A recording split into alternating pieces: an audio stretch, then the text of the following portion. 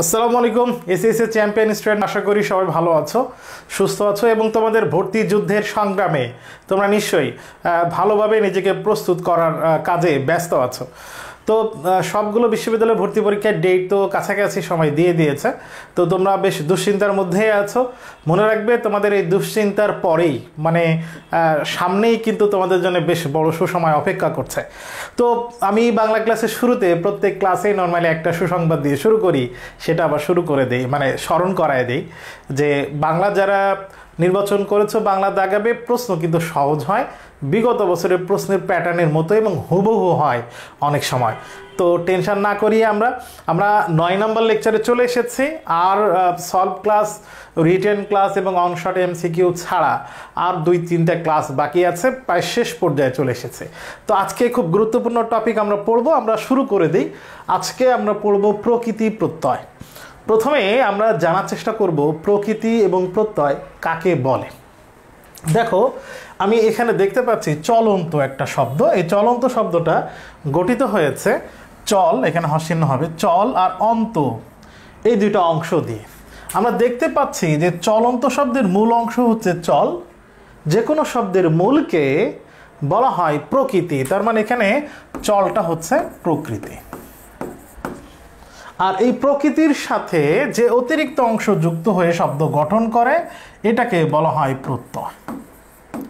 তাহলে প্রকৃতি এবং প্রত্যয় আমরা জানলাম। কি জানলাম? আমরা জানলাম যে কোনো শব্দের মূলকে বলা হয় প্রকৃতি এবং প্রকৃতির সাথে যে অতিরিক্ত অংশ যুক্ত হয়ে শব্দ গঠন করে, শব্দের মধ্যেই থাকে অতিরিক্ত অংশ, কিছুই বোঝা যায় না মূল শব্দ, সেই অতিরিক্ত অংশ যেটা প্রকৃতির সাথে যুক্ত হয় সেটাকেই বলা হয় প্রত্যয়। ঠিক একইভাবে ঢাকাই শব্দের মূল শব্দ হচ্ছে ঢাকা, এটাকে বলা হবে প্রকৃতি।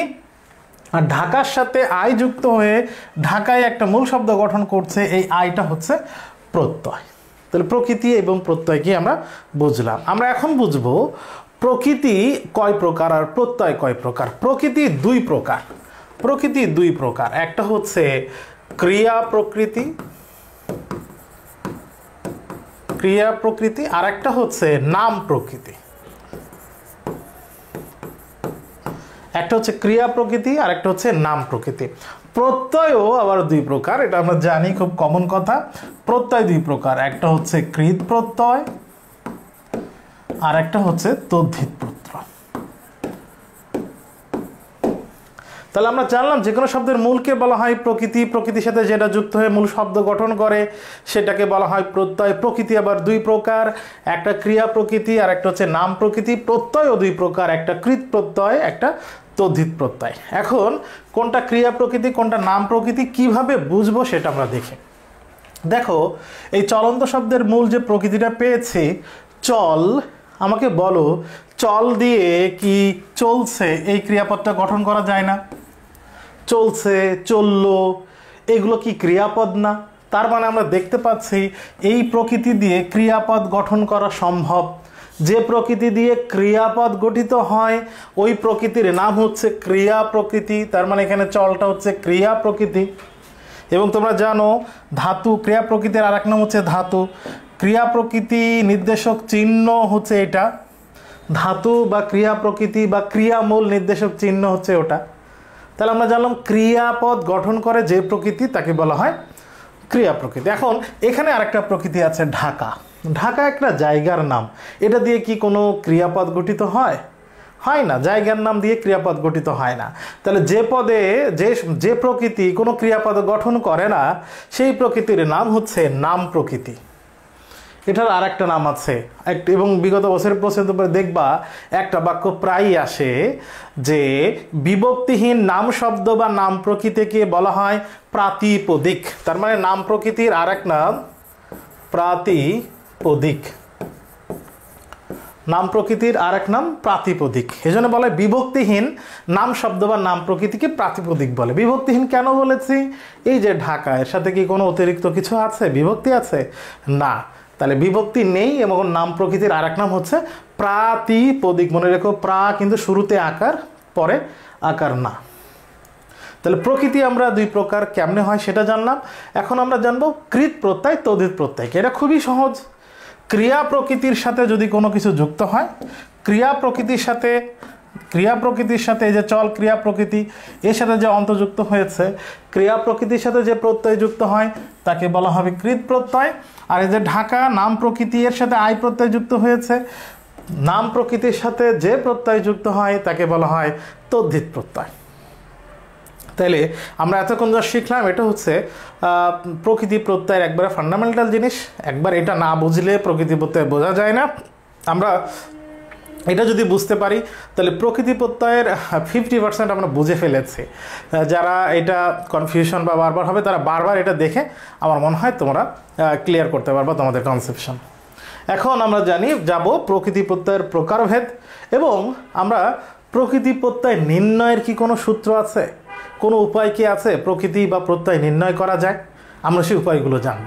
এবং আজকে সেই উপায়গুলো বা সেই নিয়মগুলো শেখার পরে দেখবা প্রকৃতি প্রত্যয় নির্ণয় করা খুবই সহজ, তোমার কাছে সহজ হয়ে যাবে প্রকৃতি প্রত্যয় নির্ণয় করা। তবে এখানে একটা জিনিস মনে রাখি, যে কোনো শব্দের প্রকৃতি কি এটা একটু পড়ে জানলে মানে মুখস্থ করে নিতে হবে। যে কোনো শব্দের প্রকৃতি অধিকাংশ শব্দই দেখেই তুমি বুঝতে পারবে যে এটার প্রকৃতিটা কি। কিছু কিছু শব্দের প্রকৃতি একটু ঘাওড়া, একটু অন্যরকম, একটু ব্যতিক্রম, সেগুলো একটু মনে রাখতে হবে। তাহলে প্রকৃতি নির্ণয়ের বিষয়টা প্র্যাকটিস করে পড়ে ফেলতে হবে। আর প্রত্যয় নির্ণয়ের কিছু সূত্র আছে সেগুলো আমরা জানবো। তো আমরা সেগুলো যাওয়ার আগে প্রথমে জানার চেষ্টা করি যে প্রত্যয়ের প্রকারভেদ আসলে কিভাবে হয়। আমরা দেখেছি প্রত্যয় মূলত দুই প্রকার, একটা হচ্ছে কৃৎ প্রত্যয় আর একটা হচ্ছে তদ্ধিত প্রত্যয়। কৃৎ প্রত্যয়ের যত শব্দ আছে সেটা আবার দুই রকম। কৃৎ প্রত্যয় আবার দুই প্রকার, একটা হচ্ছে খাঁটি বাংলা বা বাংলাকৃত আর একটা হচ্ছে সংস্কৃতকৃত। তদ্ধিত প্রত্যয়ের বেলায় সেটা আবার তিন রকম। তদ্ধিত প্রত্যয় তিন রকম, একটা হচ্ছে খাঁটি বাংলা, একটা হচ্ছে সংস্কৃত আর একটা হচ্ছে বিদেশি তদ্ধিত প্রত্যয়। তার মানে প্রত্যয় দুই প্রকার, কৃৎ প্রত্যয়ের যত শব্দ পাওয়া যায় সেটা আবার দুই রকম, বাংলা আর সংস্কৃত। আর তদ্ধিত প্রত্যয় আবার পাওয়া যায় তিন রকম, বাংলা, সংস্কৃত আর বিদেশি তদ্ধিত। আমরা প্রথমে বিদেশি তদ্ধিতটা দেখি। কেন? কারণ এটা বেশ গুরুত্বপূর্ণ, কিছু প্রশ্ন আসে। কোন জায়গাটা একটু ভালো করে খেয়াল করো। একটা প্রশ্ন কমন চলে আসতে পারে এই জায়গা থেকে একটা প্রশ্ন কমন চলে আসতে পারে। আচ্ছা আমরা দেখি বিদেশি তদ্ধিতের মধ্যে আছে হিন্দি আর ফার্সি, অনেক শব্দ আছে। যেরকম পানওয়ালা, পানের সাথে ওয়ালা, এই ওয়ালা, ওয়ান, আনা, পনা, সে, এগুলো হচ্ছে বিদেশি তদ্ধিত প্রত্যয়ের হিন্দি শব্দ। আর গড়, দাঁড়, বন্দি, বাস, সই, এগুলো হচ্ছে ফার্সি শব্দ, মানে ফার্সি প্রত্যয়। এখন আমরা একটা প্রশ্ন প্রায়ই দেখবা তোমাদের সামনে আসতে পারে, সেটা হচ্ছে এই যে নামসই আর টিপসই। নামসই মানে কি? নাম দিয়ে সই করা। টিপসই মানে কি? টিপ দিয়ে সই করা।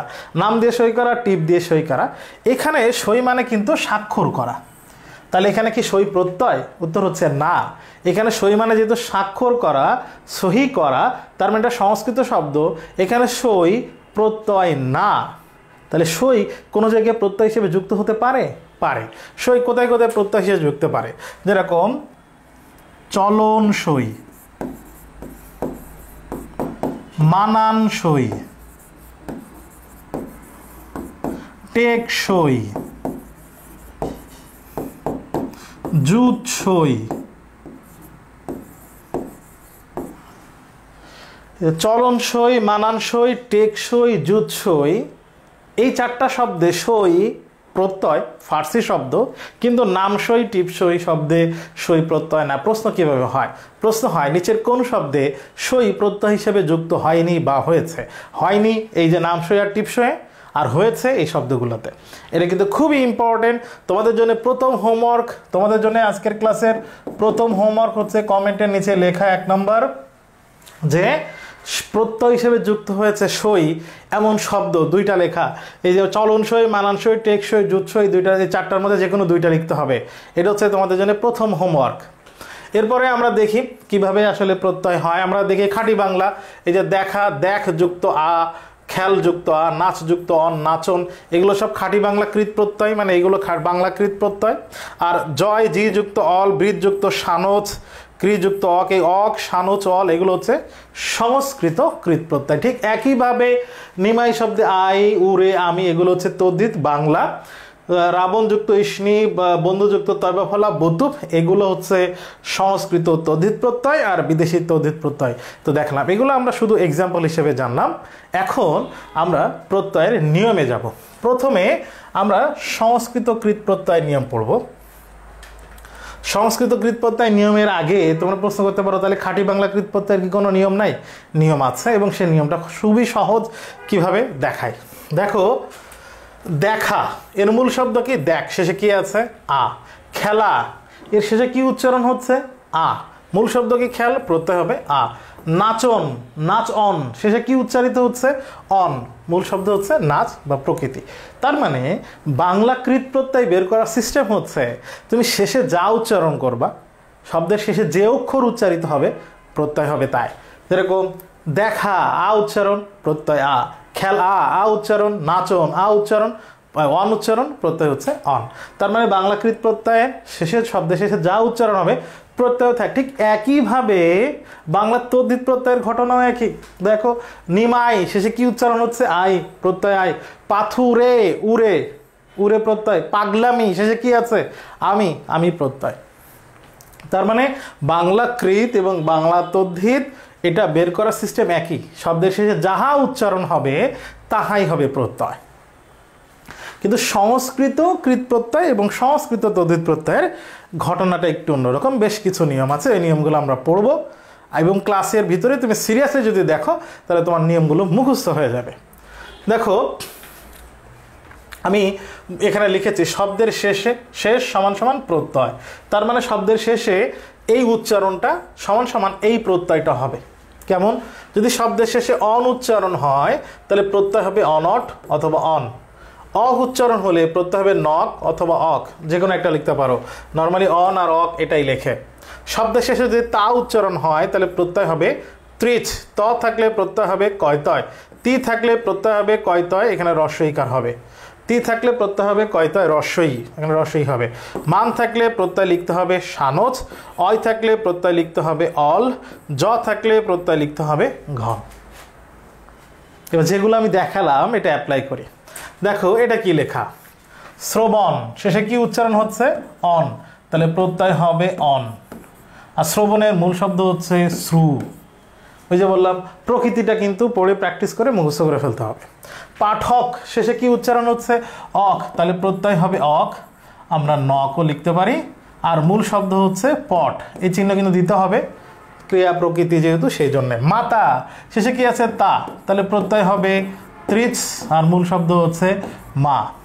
উক্ত, শেষে কি আছে? ত, শেষে ত থাকলে প্রত্যয় কি হবে? কয়তয়, তাহলে কয়তয়। আর উক্ত এর মূল হচ্ছে বচ। এখন বলতে পারো উক্ত বচ হইল কিভাবে? উক্ত মানে বলা, এর মূল হচ্ছে বচন করা, বচনের মূল প্রকৃতি হচ্ছে বচ, তাই। গতি, শেষে তি আছে, শেষে তি থাকলে কি হয়? কয়তয় রস্বই, তাহলে প্রত্যয় হবে কয়তয় রস্বই। আর গতি মূল হচ্ছে গম, গমন করা থেকে আসছে। চলমান, শেষে মান আছে, আমরা দেখছি মান থাকলে প্রত্যয় হয় সানজ, মান থাকলে হবে সানজ। আর প্রকৃতি হচ্ছে চল দিয়ে যা আছে সব চল। জয়, প্রকৃতি শেষে অয় আছে, অয় থাকলে প্রত্যয় হবে অল, আর প্রকৃতি হচ্ছে জি। তাহলে ভয় কি হবে? ভয় থাকলে প্রকৃতি প্রত্যয় হবে অল, আর প্রকৃতি হচ্ছে ভি, এগুলো এই চিহ্ন হবে। কার্য, শেষে আছে জ, শেষে জ থাকলে প্রত্যয় হবে ঘন, আর প্রকৃতি হচ্ছে ক্রি। তাহলে আমরা কি দেখলাম? আমরা দেখলাম শেষে অন থাকলে অন বা অনট, পা অক থাকলে অক বা নক, তা থাকলে ত্রিচ, ত থাকলে কয়তয়, তি থাকলে কয়তয় রসি, মান থাকলে সানজ, অয় থাকলে অল, আর জ থাকলে ঘন, এই প্রত্যয় দিতে হবে। এখন এই নিয়মে যত আসবে তোমরা সব অ্যাপ্লাই করলে এই সূত্র পেরে যাবে। এরপরে সূত্র দেখি সংস্কৃত কৃত প্রত্যয়ের আর একটা সূত্র। দেখো, এখানে লেখা আছে এই প্রত্যয়গুলো সমান সমান নো চেঞ্জ। এর মানেটা কি? এর মানে হচ্ছে শব্দের শেষে এই উচ্চারণগুলো যদি হয় তাহলে প্রত্যয় ঠিক ওই উচ্চারণের মতোই হবে, কোনো পরিবর্তন হবে না। যেরকম দেখলাম খাঁটি বাংলা এবং খাঁটি বাংলার ক্ষেত্রে, যেরকম যদি ইষ্ণু উচ্চারণ হয়, বর উচ্চারণ হয়, র উচ্চারণ হয়, তব্য উচ্চারণ হয়, অনিয় উচ্চারণ হয়, উক উচ্চারণ হয়, তাহলে প্রত্যয় সেম থাকবে, যার উচ্চারণ তার মতো। কিভাবে? দেখো, এটা কি লেখা? বর্ধিষ্ণু। বর্ধিষ্ণু শব্দের শেষে কি উচ্চারণ হচ্ছে ইষ্ণু, তাহলে প্রত্যয় হবে ইষ্ণু। আর বর্ধিষ্ণুর প্রকৃতি হচ্ছে বৃদ্ধ। ঈশ্বর, ঈশ্বরের দেখো শেষে আছে কি বর, তাহলে প্রত্যয় হবে কি বর, আর প্রকৃতি হচ্ছে ইস। নম্র, শেষে র উচ্চারণ হচ্ছে, প্রত্যয় র, আর প্রকৃতি হচ্ছে নম।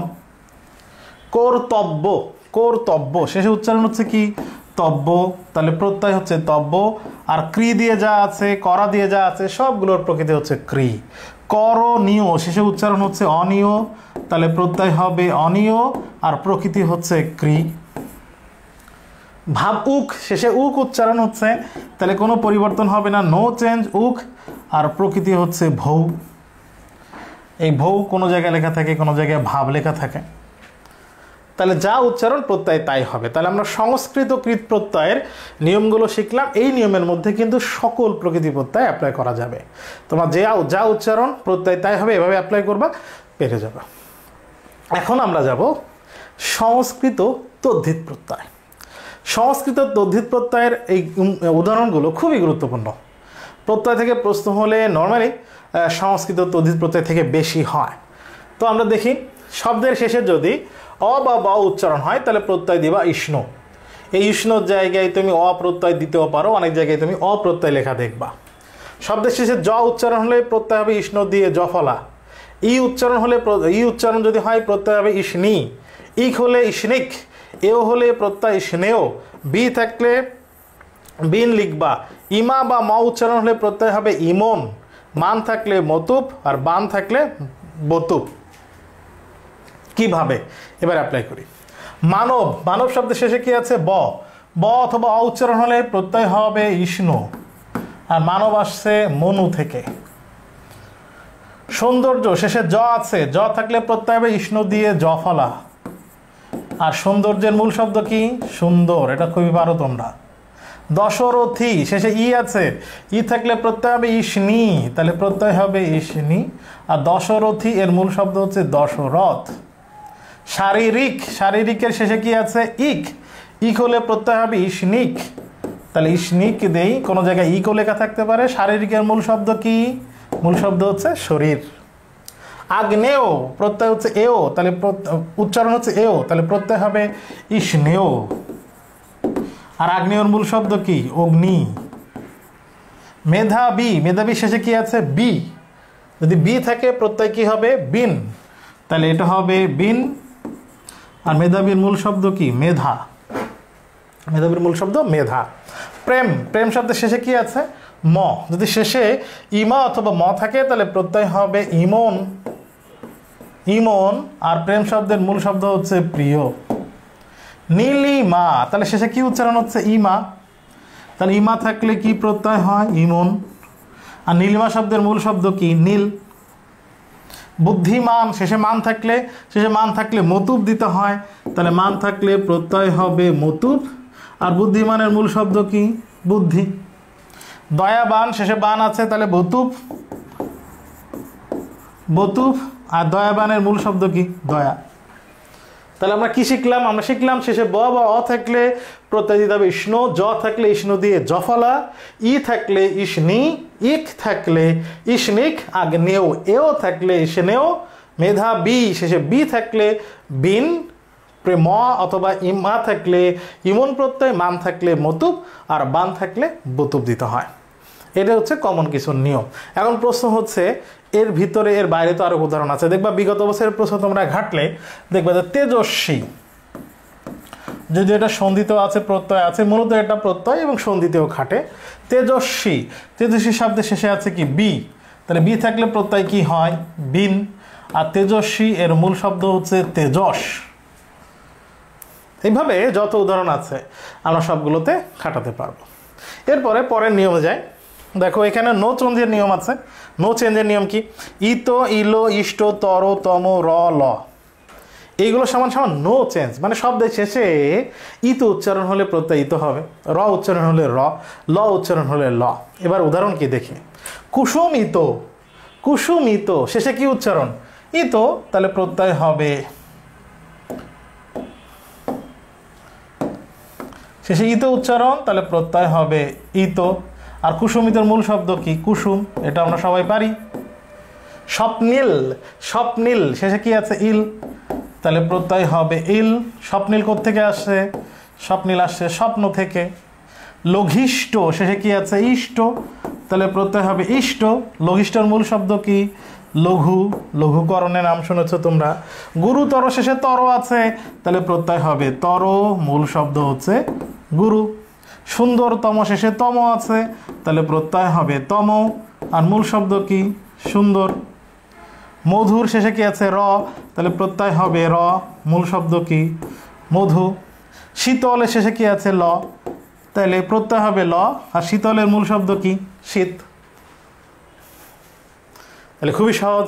এখন আমার কথা হচ্ছে, এই যে আমি তো এখানে লিখেও রেখেছি, সব মনে রেখেছি। কিভাবে? আমি বারবার প্র্যাকটিস করেছি।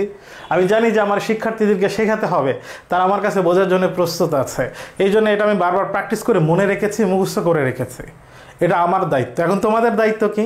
তোমাদের দায়িত্ব হচ্ছে তোমরাও এই নিয়মগুলো পড়বা, এইগুলো মুখস্থ করে ফেলবা, ওই সূত্র অনুযায়ী উদাহরণগুলো প্র্যাকটিস করবা। মনে রাখবা, মনে রাখবা প্রকৃতি প্রত্যয় থেকে প্রশ্ন আসার সম্ভাবনা কম।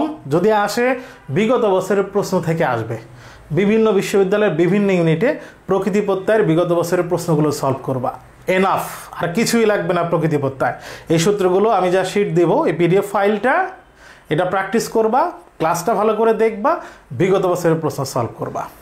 আমার মনে হয় তোমাদের অনেক কমিয়ে দিয়েছে। তাহলে তোমাদের 2 নম্বর হোমওয়ার্ক, 2 নম্বর হোমওয়ার্ক হচ্ছে তোমরা লিখবা কমেন্টে, সেটা হচ্ছে তোমাদের দায়িত্ব কি? দায়িত্ব কি? যে বললাম আমার দায়িত্ব আমি মুখস্থ করে ফেলেছি, তোমাদেরকে বোঝানোর জন্যে চেষ্টা করছি। চেষ্টা করে আমি আমার মুখস্থ আছে, তোমাদের কাজ কি? তোমাদের দায়িত্ব কি? এটা লিখবা। তোমাদের দায়িত্ব হচ্ছে মুখস্থ করে বিগত বছরের প্রশ্ন সলভ করা। এটা লিখবা 2 নাম্বার কমেন্ট। তাহলে আমরা এখন প্রকৃতি প্রত্যয় থেকে বিগত বছরে আসা এবং বেশ কিছু নমুনা প্রশ্ন একটু সলভ করে দেখি আসলে আমাদের কোথায় কোনো সমস্যা হয় কিনা। দর্শন, দর্শন শব্দের শেষে কি উচ্চারণ হচ্ছে?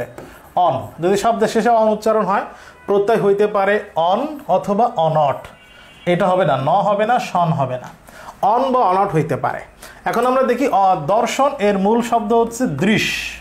দৃশটা কোথায় আছে? এখানে, তাহলে উত্তর হবে এইটা।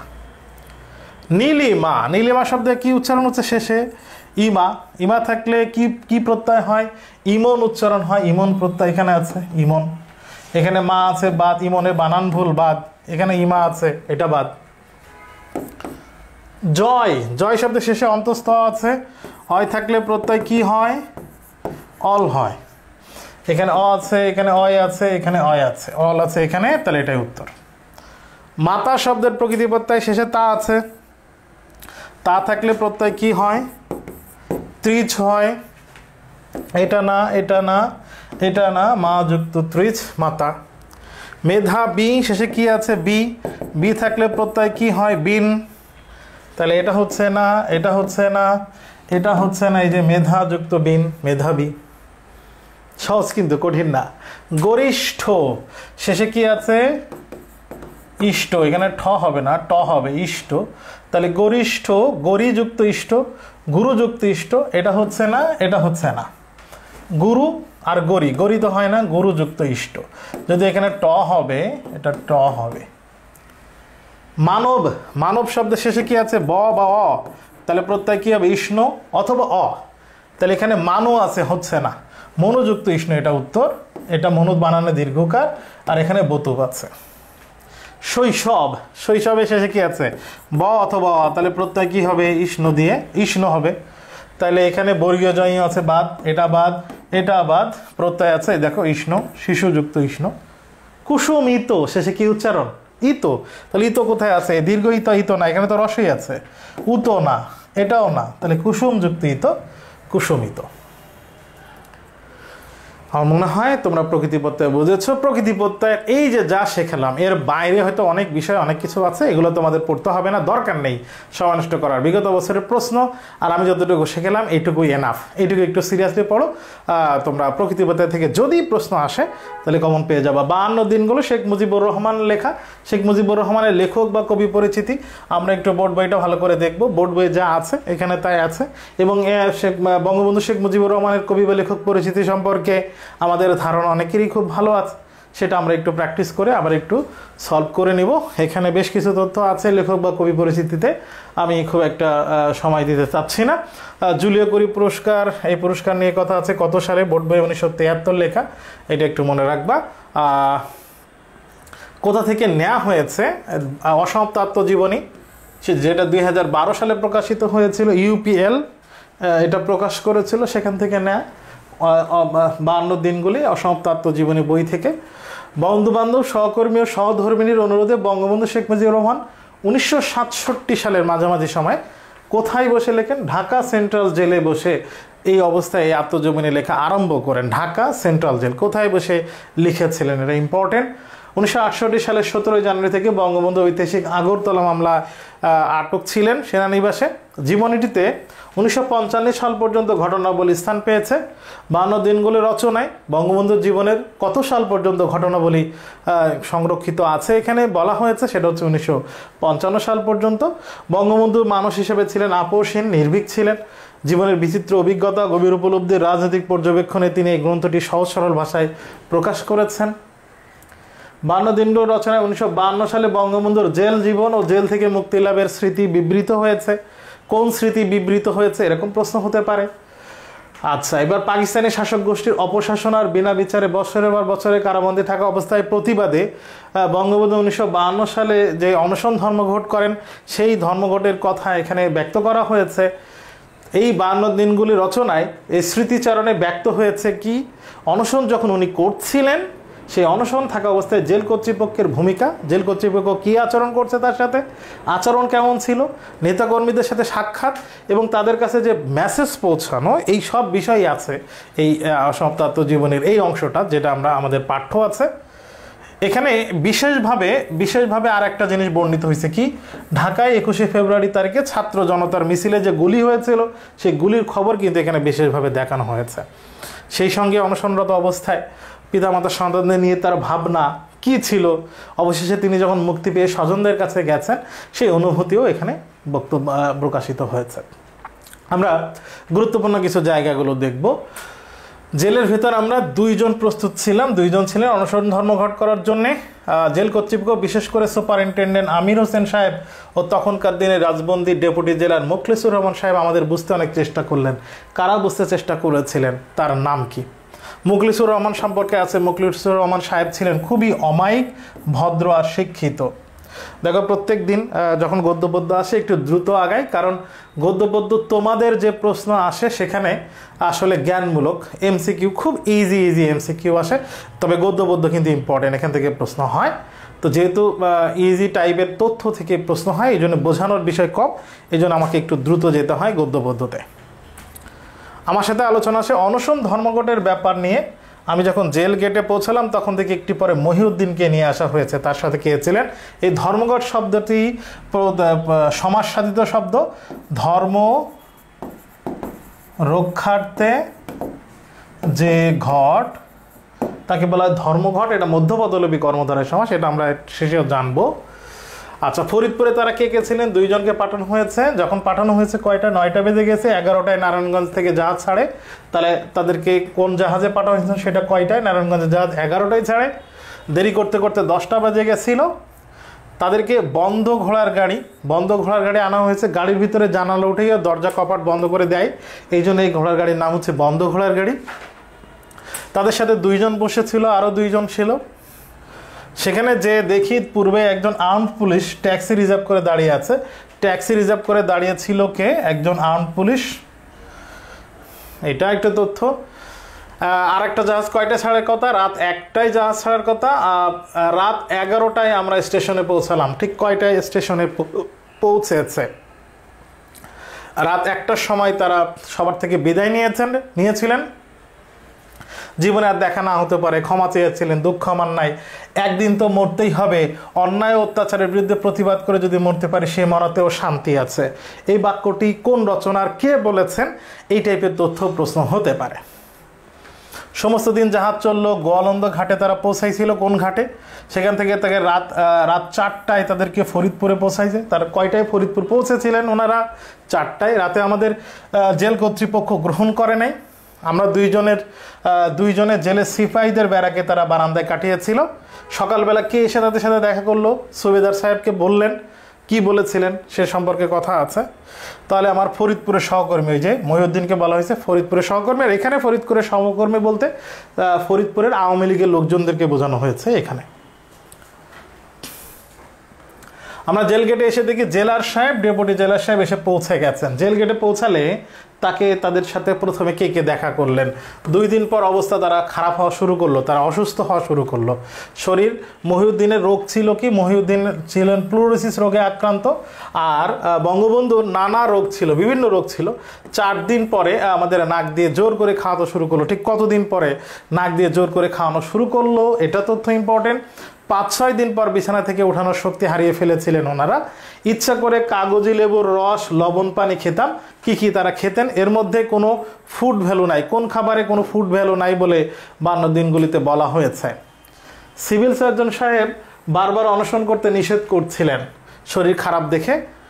বঙ্গবন্ধুর হার্টের অবস্থা খারাপ হয়ে পড়েছিল বুঝতে পারলাম। প্যালপিটেশন হচ্ছিল, নিঃশ্বাস প্রশ্বাস নেওয়া ভীষণভাবে, নিঃশ্বাস ফেলতে কষ্ট হচ্ছিল, হাত কাঁপে। তাদের ছোট ছোট করে কয়টি চিঠি লিখেছিল বঙ্গবন্ধু জেলে অবস্থায়? বিগত বছরের প্রশ্ন দেখবা, এটা অনেকবার এসেছে। কয়টি চিঠি লিখেছিলেন বঙ্গবন্ধু? এটা ইম্পর্টেন্ট। কাকে লিখেছিলেন? আব্বার কাছে একটা লিখেছিলেন, রেনুর কাছে একটা লিখেছিলেন, 2টা লিখেছিলেন। একটা হচ্ছে শহীদ সাহেব হোসেন শহীদ সোহরাওয়ার্দীর কাছে, আর একজন হচ্ছে মৌলানা ভাসানীর কাছে। আর 2টা। তাহলে শহীদ সাহেব হোসেন শহীদ সোহরাওয়ার্দীর কাছে একটা, ভাসানী সাহেবের কাছে একটা, রেনুর কাছে একটা, আব্বার কাছে একটা। 21শে ফেব্রুয়ারি উদ্বেগ উৎকণ্ঠা নিয়ে সেদিন কাটালাম। সিপাহীরা ডিউটি ছিল, এই কারণে একটু তথ্য ইম্পর্টেন্ট।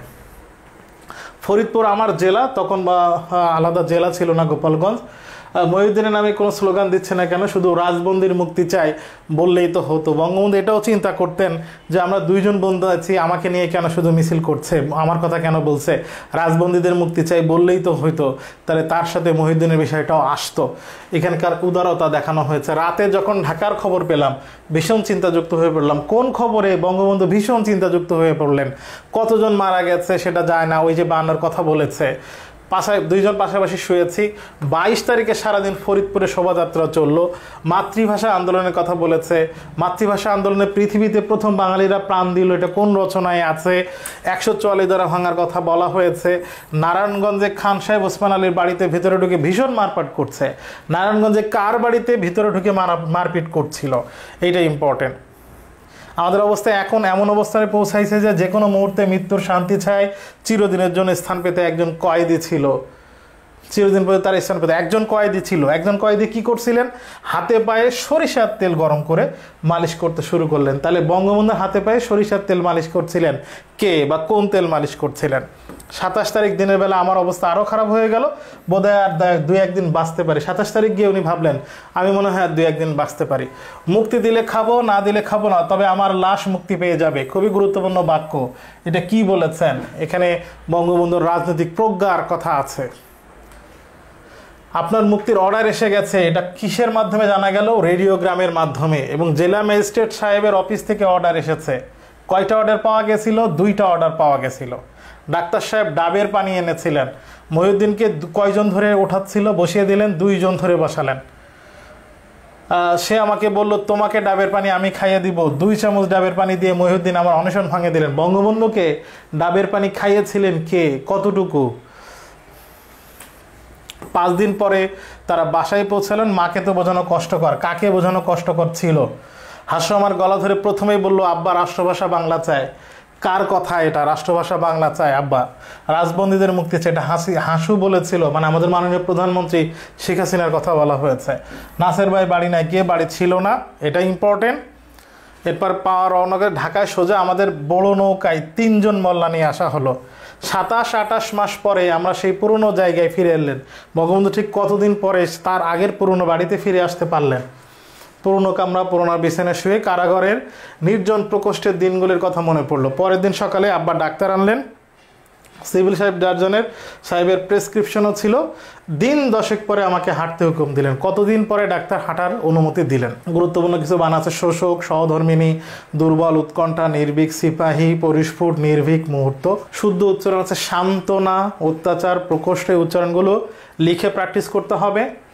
মালপত্র, মালপত্র, দ্বন্দ্ব সমাস, হাট বাজার, দ্বন্দ্ব সমাস, ধর্মরক্ষার্থে ঘট, মধ্যবদলবী কর্মধারায়, অনশন, নয়সন, এটা নন তৎপুরুষ সমাস।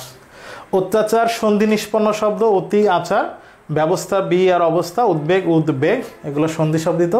বিগত বছরের প্রশ্ন কিভাবে এসেছে সেটা একটু দেখি। মানুষের যখন পতন আসে তখন পদে পদে ভুল হতে থাকে। এটা কোন রচনার? এটা 52 দিনগুলি। এরকম প্রশ্ন হয়েছে। 52 দিনগুলি কোন গ্রন্থ থেকে নেওয়া হয়েছে? এটা বঙ্গবন্ধুর অসমাপ্ত আত্মজীবনী থেকে নেওয়া হয়েছে। রাতে শেখ মুজিবুর রহমানকে গ্রহণ করলো না কে? জেল কর্তৃপক্ষ। অনশন চলাকালে শেখ মহিউদ্দিনকে জোর করে কিভাবে খাওয়ানো হয়েছিল? নাকের ভিতরে নল দিয়ে। তৎকালীন সময় কত তারিখে হরতাল পালন করা হয়? 21 ফেব্রুয়ারি। ফরিদপুরে শোভাযাত্রা করে জেল গেটে এসেছিল কারা? ছাত্রছাত্রীরা। শেখ মুজিবুর রহমান অনশন ধর্মঘট শুরু করেন কোথায়? জেলে পৌঁছে গিয়ে। জাহাজ না থাকে শেখ মুজিবুর রহমানকে নিয়ে যাওয়া হয়েছিল কোথায়? নারায়ণগঞ্জে। রাতের ট্রেন ছেড়েছিল কয়টায়? রাত 1টায়। সুবেদার পাকিস্তান হওয়ার সময় কোথায় ছিলেন? গোপালগঞ্জে ছিলেন। নতুন জেলখানায় যেতে কি গাড়ি আনা হয়েছিল? বন্ধ ঘোড়ার গাড়ি। মুক্তি পাওয়ার পরে বঙ্গবন্ধু বাড়ি পৌঁছাতে কয়দিন পরে পৌঁছেছিলেন? 5 দিন পরে পৌঁছেছিলেন। এছাড়া আমলাতন্ত্র তাকে কোথায় নিয়ে গেল? তাকে কে? নুরুল আমিনকে। নুরুল আমিন সরকার সম্পর্কে বলা হয়েছে। বঙ্গবন্ধু অনশন ভাঙলেন কি দিয়ে? 2 চামচ ডাবের পানি দিয়ে। কে খেয়েছিল? মহিউদ্দিন খাইয়েছিলেন। অন্যায়ের প্রতিবাদ করে মরতে চান কে? বঙ্গবন্ধু শেখ মুজিবুর রহমান। নারায়ণগঞ্জ থেকে শেখ মুজিবুর রহমান পৌঁছালেন কোথায়? গোয়ালন্দ ঘাটে। কথার বাদ ভেঙে গিয়েছিল কার? রেনুর। ফেব্রুয়ারি 1969 লিখেছেন শামসুর রহমান। শামসুর রহমান কিন্তু ফেব্রুয়ারি 1969 কবিতার যাওয়ার আগে আমরা শামসুর রহমানের লেখক কবি পরিচিতিটা দেখি। উনি জন্মগ্রহণ করেছেন, ওনার বাবার বাড়ি হচ্ছে নরসিংদীর পাড়াতলি গ্রামে। এছাড়া আমি বলেছি কবি বা লেখক পরিচিতি থেকে ইম্পর্টেন্ট সব থেকে তার সাহিত্যকর্ম, কোন পুরস্কার পেয়েছিলেন, তার কবিতা অথবা তার লেখায় কোন বিষয়গুলো গুরুত্বপূর্ণ ছিল, এটা। উনি দৈনিক মর্নিং নিউজের সাংবাদিকতা করেছেন, কর্মজীবন শুরু করেছিলেন। এরপর দৈনিক পাকিস্তান, পরে যেটা দৈনিক বাংলা পত্রিকা, সেটা যোগদান করেন। 1949 খ্রিস্টাব্দে সাপ্তাহিক সোনার বাংলা পত্রিকায় প্রথম তার কবিতা প্রকাশিত হয়। সারা জীবন তিনি ছিলেন গণতন্ত্রের পক্ষে, ছিলেন সত্য, সুন্দর ও ন্যায়ের পক্ষে। রাষ্ট্রভাষা আন্দোলন থেকে শুরু করে স্বাধীনতা যুদ্ধ পরবর্তী সকল গণতান্ত্রিক আন্দোলনের প্রতি তিনি সমর্থন দিয়েছিলেন।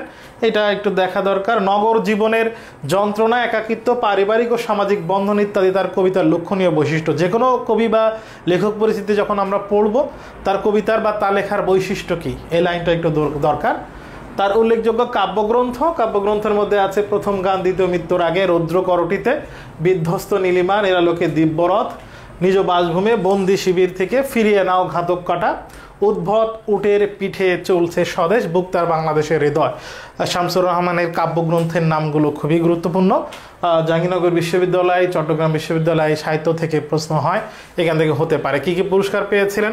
2006 খ্রিস্টাব্দে 17 আগস্ট তিনি মৃত্যুবরণ করেন। আমরা একটু প্রশ্ন দেখি, শামসুর রহমানের জন্মসাল কত? জন্মসাল 1929। ফেব্রুয়ারি 1969 কবিতাটি কবি শামসুর রহমানের কোন কাব্যগ্রন্থ থেকে সংগ্রহ করা হয়েছে?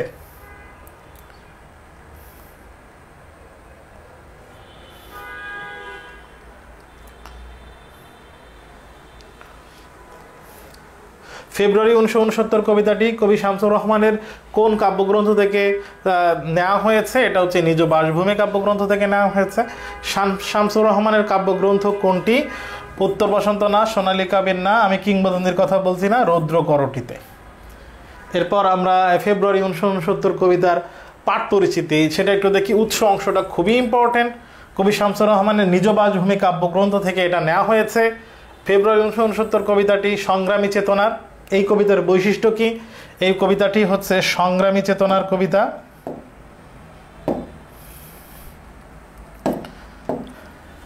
এই কবিতাটি হচ্ছে সংগ্রামী চেতনার কবিতা। এটা দেশপ্রেমের কবিতা আর গণজাগরণের কবিতা। এই তথ্যগুলো ইম্পর্টেন্ট। এছাড়া আমরা জানি যে এই কবিতার আরও কিছু আছে।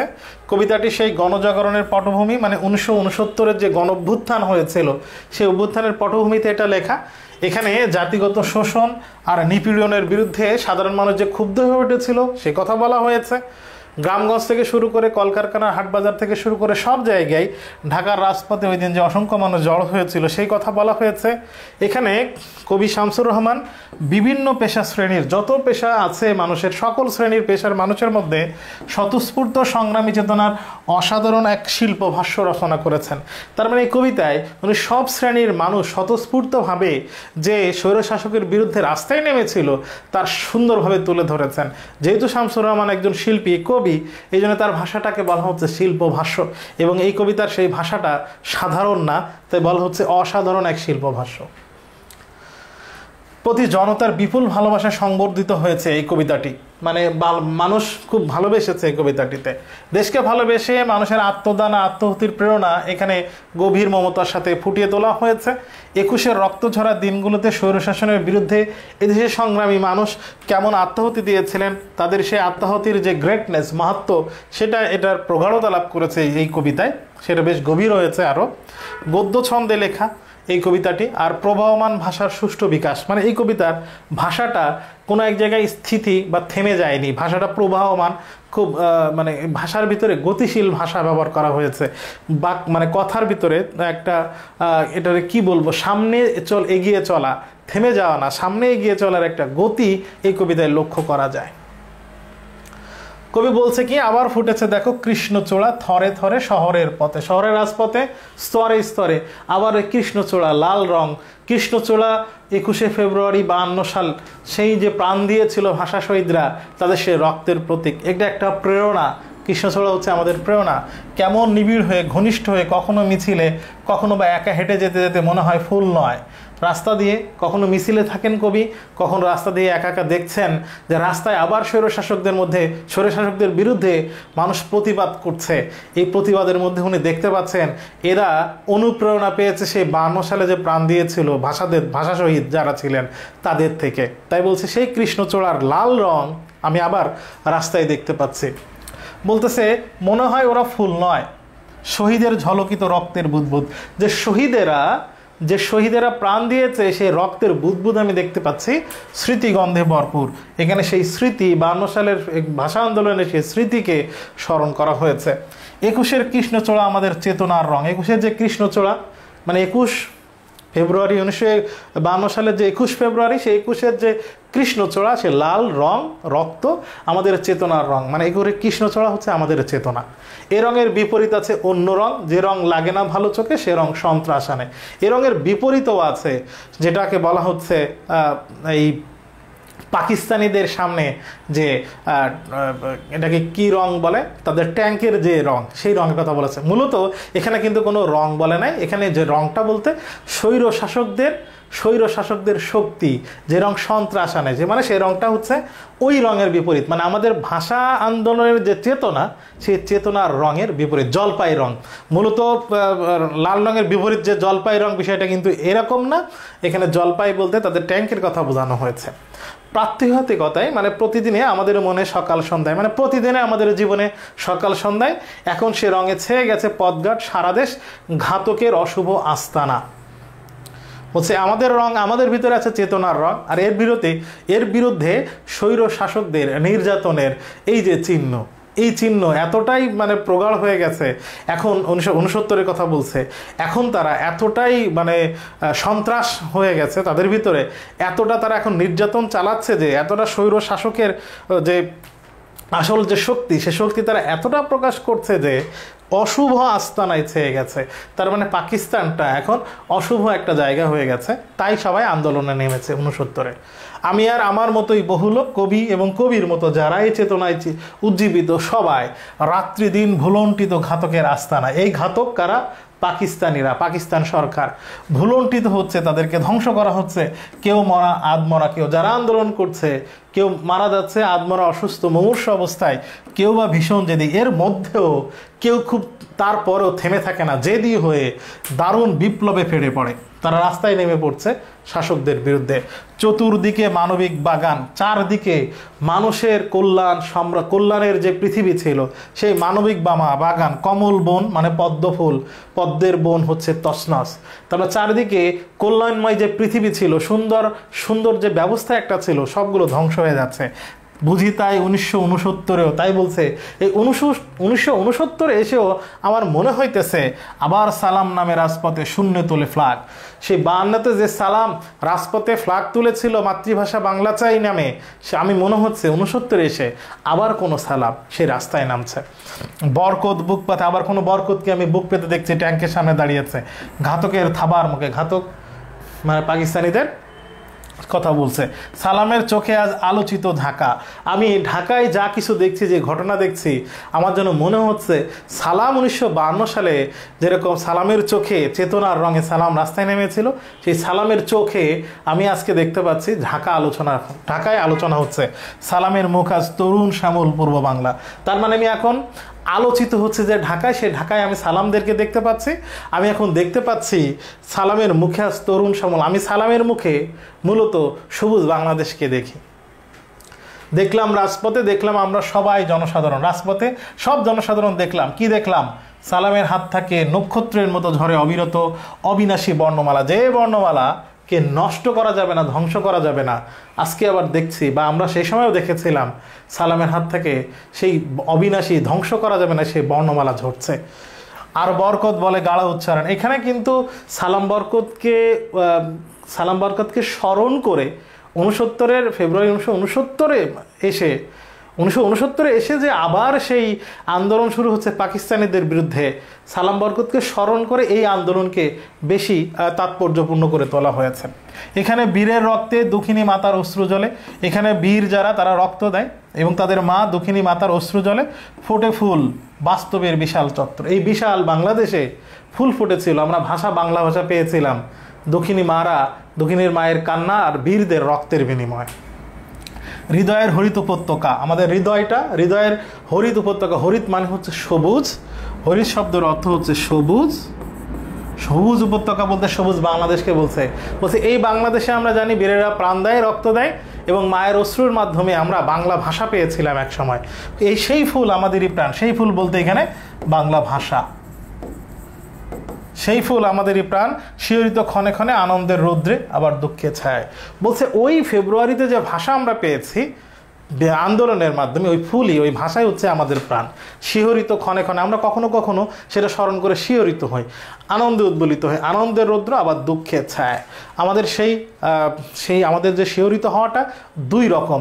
আমরা কখন দুঃখের ছায়ায় আমরা একবারে অন্ধকারে ঢেকে যাই, তার মানে ওই যে বীর যারা মারা গেছে, যে দুঃখিনী মায়েরা তারা এখনও কান্নাকাটি করে, সেই দুঃখের ছায়ায় আমরা কখনো থাকি। আবার কখনো আনন্দটা আমাদেরকে সে ছায়া দূর করে দেয়, উজ্জ্বল করে আমাদের পৃথিবী, সেটাকে বলা হয়েছে আনন্দের রৌদ্র। এখানে রাত্রি দিন, রাত্রিও দিন দ্বন্দ্ব সমাস। পথঘাট, পথঘাট এটাও দ্বন্দ্ব সমাস। রাজপথ, পথের রাজা ষষ্ঠী তৎপুরুষ সমাস। কমল বন, এখানে ভুল আছে, কমলের বন ষষ্ঠী তৎপুরুষ সমাস। কমল বন এটা হবে কমলের বন ষষ্ঠী তৎপুরুষ সমাস।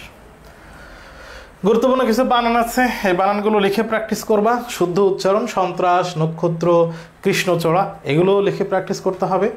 ফেব্রুয়ারি 1969 কবিতা 9। ফেব্রুয়ারি 1969 সংগ্রামী চেতনার আছে, দেশপ্রেমের, গণজাগরণের, এই তিনটা কথাই বলা হয়েছে। সংস্কৃতি চেতনার না, 9 বলেছে যেহেতু এটাই উত্তর। হৃদয়ের হরিত উপত্যকায় কি হয়? বরকত বুকপাতে, দক্ষিণী মাতার অশ্রু জলে ফোটে ফুল, শিহরিত হয় ক্ষণে ক্ষণে কেউ কা ভীষণ। দক্ষিণী মাতার অশ্রু জলে ফুল ফোটে হৃদয়ের হরিত উপত্যকায়। কবিতায় কোন ফুলের কথা বলা হয়েছে আমাদের প্রাণ হিসেবে? কৃষ্ণচূড়া এখন উত্তর সিলেক্ট করা আছে। সেই ফুল আমাদেরই প্রাণ, এখানে ফুল বলতে বোঝানো হয়েছে বাংলা ভাষা। ফেব্রুয়ারি 1969 কবিতা বর্ণমালাকে কিসের সঙ্গে? নক্ষত্রের সাথে। আজ আলোচিত কোন স্থান? ঢাকা। শহরের পথে থরে থরে নিবিড় হয়ে কি ফুটেছে? কৃষ্ণচূড়া ফুল। কবিতায় কোন শ্রেণী প্রতিবাদে হাতিয়ার হিসেবে দেখানো হয়েছে? আম জনতাকে।